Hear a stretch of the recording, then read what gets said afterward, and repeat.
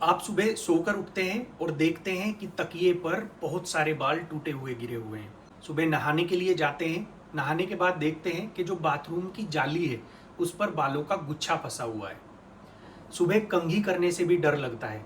जो long, shiny, vibrant और strong hairs कभी आपकी पर्सनैलिटी में चार चांद लगाते थे, आज उनकी ये हालत देखकर आपको रोना आता है। आपका कॉन्फिडेंस लो होता है, आपको गुस्सा आता है और हमें ये भी पता है कि आप इसके लिए बहुत सारे उपाय भी कर चुके हैं। किसी के कहने पर प्याज का रस लगाना, अलग अलग तरह के ऑयल यूज करना, बहुत ही महंगे शैम्पू और सीरम का यूज करना, लेकिन किसी भी प्रकार के किसी भी उपाय से आपको कोई लाभ नहीं मिल पा रहा है। तो मैं आज आपके सामने कुछ ऐसे खुलासे करने वाला हूं कि जिनको देख के आपको आश्चर्य होगा। मैं वैद्य राहुल त्यागी आप सभी का स्वागत करता हूं हमारे YouTube चैनल आयुर्ज्ञान द वैदिक हेल्थ टॉक्स में। नमस्कार दोस्तों, सुंदर दिखने के लिए, एक अच्छी पर्सनैलिटी के लिए जो शाइनी, वाइब्रेंट, स्ट्रॉन्ग और थिक हेयर्स, वो सभी की आकांक्षा होती है, सभी की डिजायर होती है। लेकिन आपने देखा होगा कि आजकल बहुत सारे लोगों में हेयर लॉस की समस्या होती है, जिसको हम एलोपेशिया या आयुर्वेद में खालित्य या इंद्रलुप्त आदि के नाम से जानते हैं। अगर बात की जाए इसके कारणों की, तो सबसे पहला कारण होता है हमारे खान पान से रिलेटेड। तो अगर हमारी अनहेल्दी फूड हैबिट्स हैं, जैसे हम एक्सेसिव फ्राइड फूड लेते हैं, जंक फूड खाते हैं, स्ट्रीट फूड खाते हैं, समोसा, चाउमीन, बर्गर, मोमोज, हम न्यूट्रिशियस डाइट नहीं लेते हैं, ऐसा फूड जो कैल्शियम, मैग्नीशियम, सेलिनियम जिसमें नहीं होता, हम ऐसा खाना खाते हैं। हमारा खाना खाने का कोई टाइम नहीं है, रात को हम 12 बजे खा रहे हैं, हम नाश्ता 12 बजे दिन में कर रहे हैं, तो अगर हमारी इर्रेगुलर फूड हैबिट्स हैं। इसके अलावा पित्त प्रकृति के जो लोग होते हैं उनमें भी बाल झड़ने की समस्या कॉमनली देखी जाती है।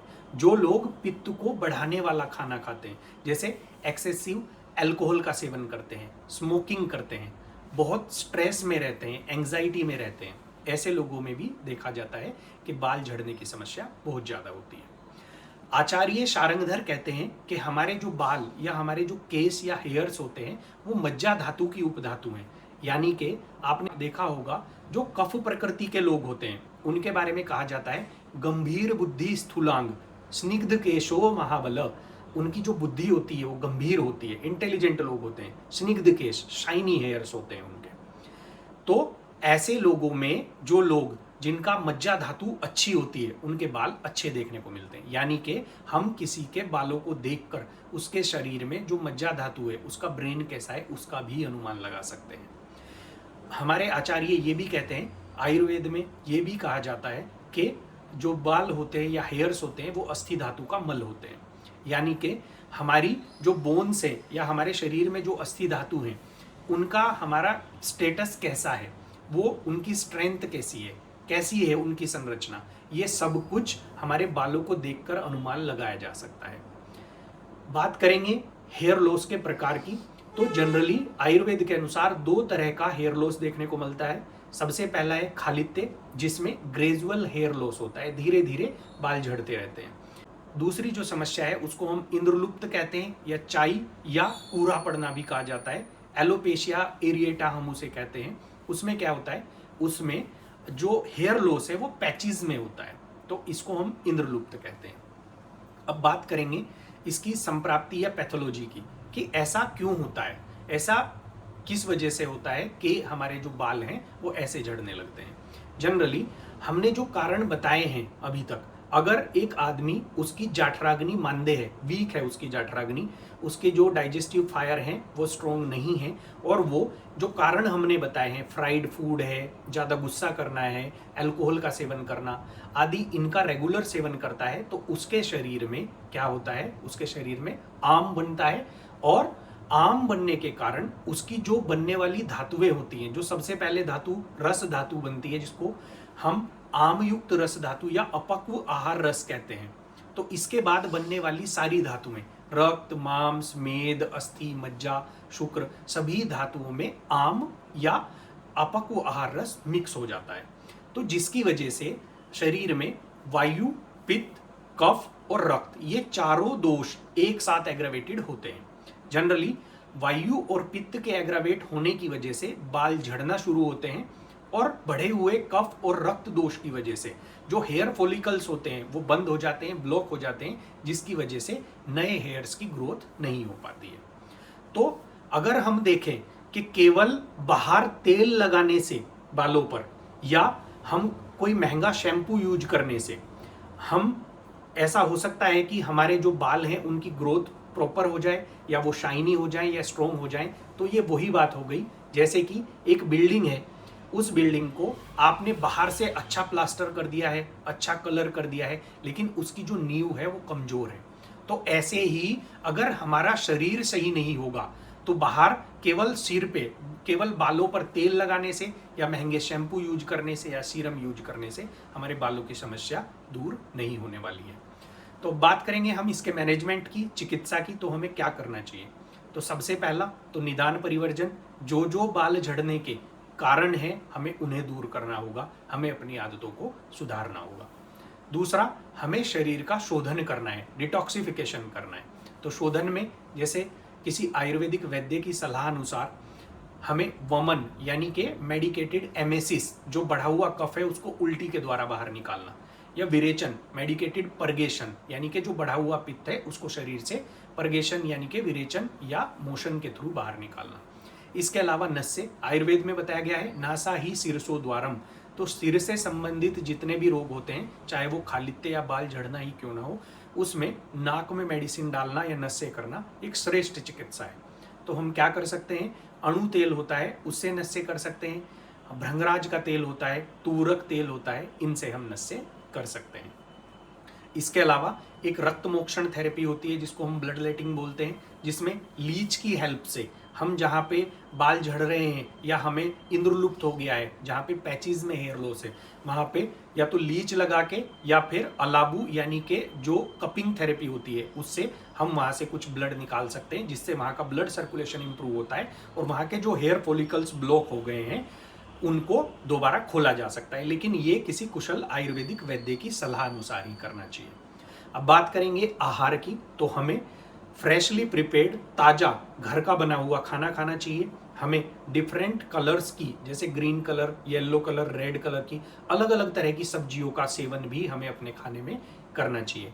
हमें ड्राई फ्रूट्स जैसे कि बादाम है, अखरोट है, पिस्ता है, काजू है, इनका भी वैद्य की सलाह अनुसार, नियमानुसार सेवन करना चाहिए। इसके अलावा जिन हमारी सब्जियों में, फलों में या हमारे आहार में जिसमें भी मैग्नीशियम है, कैल्शियम है, सेलेनियम होता है, उसका हमें सेवन अवश्य करना चाहिए। हमें अपने खाने में घी और दूध का भी सेवन करना चाहिए। ये बात हो गई। इसके अलावा बात करेंगे पत्तेदार सब्जियों की, जो ग्रीन लीफी वेजिटेबल्स होती हैं, वो आयरन रिच होती हैं, वो उनका भी सेवन हमें करना चाहिए, वो भी हमारे बालों के लिए बहुत अच्छी होती है। अब बात करेंगे कुछ ऑयल्स की, तो जनरली जैसे भृंगराज ऑयल होता है, इसके अलावा नीली भृंग्यादि एक ऑयल होता है, दुर्दुर पत्रादि एक ऑयल होता है, इसके अलावा आंवला का तेल होता है। वैद्य की सलाह अनुसार हमें ये ऑयल अपने बालों के जड़ों में, स्काल्प पे लगाना चाहिए, और अगर हम इसको लगातार महीना 2 महीना यूज करते हैं तो हमारे बालों के झड़ने में काफ़ी कमी देखी जाती है। आयुर्वेद में कुछ लेप भी बालों के झड़ने से संबंधित बताए गए हैं कि जिनका प्रयोग करने से हम अपने बालों को झड़ना काफ़ी हद तक कम कर सकते हैं।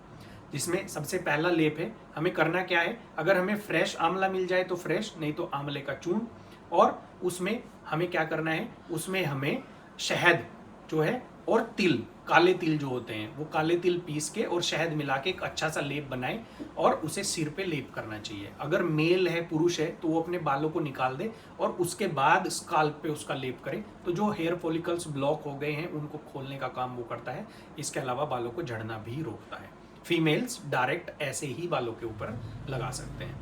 दूसरा एक लेप है जिसमें आप आंवले का चूर्ण ले लीजिए, एक मंडूर भस्म आती है वैद्य की सलाह अनुसार, वो ले लीजिए, और जपा के पुष्प यानी के गुड़हल के जो फूल होते हैं, हिबिस्कस के फूल होते हैं, उन सबको एक साथ मिला के पीस के लेप बना लीजिए और उसको भी आप स्काल्प पे या हेयर्स में लेप लगा सकते हैं। लेप सूखने से पहले ही आप उसे लगभग 1 घंटे के बाद गर्म पानी में कपड़ा भिगो के उससे निकाल सकते हैं, या जो स्वच्छ पानी होता है उससे आप अपना स्काल्प धो सकते हैं।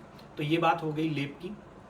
अब जब हमने बताया है कि केवल बाहरी ऑयल लगाने से या शैम्पू यूज करने से आप अपना हेयर फॉल नहीं रोक सकते, अंदर से मजबूत होना, अंदर से बॉडी डिटॉक्स होना, अंदर से रसायन का प्रयोग करना बहुत जरूरी है।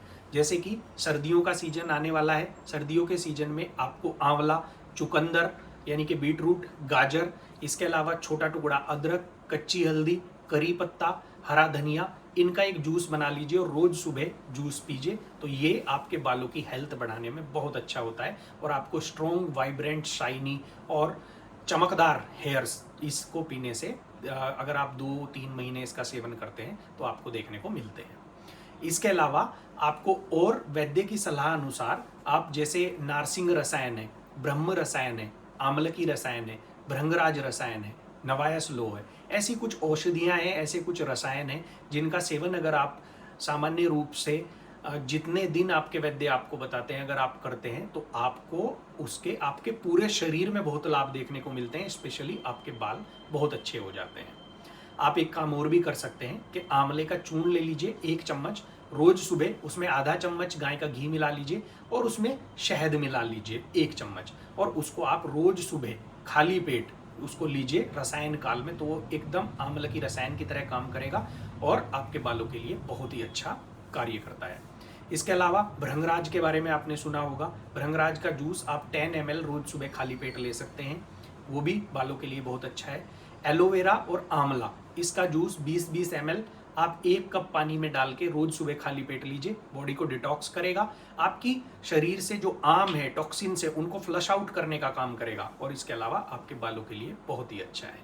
इसके अलावा कुछ पंचकर्मा प्रोसीजर्स में कुछ उपकर्म बताए गए हैं, जैसे कि आप 4 तरह के स्नेह बताए गए हैं, तो उसमें अभ्यंग है, सिरोभ्यंग करना, पिचू करना, सर पे मेडिकेटेड ऑयल का एक पिचू बना के एक कॉटन पैड बना के रखना, शिरोधारा करना मेडिकेटेड ऑयल से, और शिरोबस्ती। ये वैद्य की सलाह अनुसार ये अगर आप ट्रीटमेंट कराते हैं तो इनसे भी आपके बाल झड़ना काफ़ी हद तक रुक जाते हैं। आशा करते हैं कि आज आपका वो डाउट क्लियर हो गया होगा कि केवल बाहर से ऑयल लगाने, महंगे शैम्पू लगाने या सीरम लगाने से बाल झड़ना नहीं रुक सकते, और ना ही आप अच्छे दिखने वाले शाइनी, वाइब्रेंट और स्ट्रॉन्ग हेयर्स केवल तेल लगाने या शैम्पू लगाने से नहीं पा सकते। उसके लिए आपको अंदर से अपना जो शरीर है उसको भी मजबूत करना होगा, उसको डिटॉक्स करना होगा। धन्यवाद।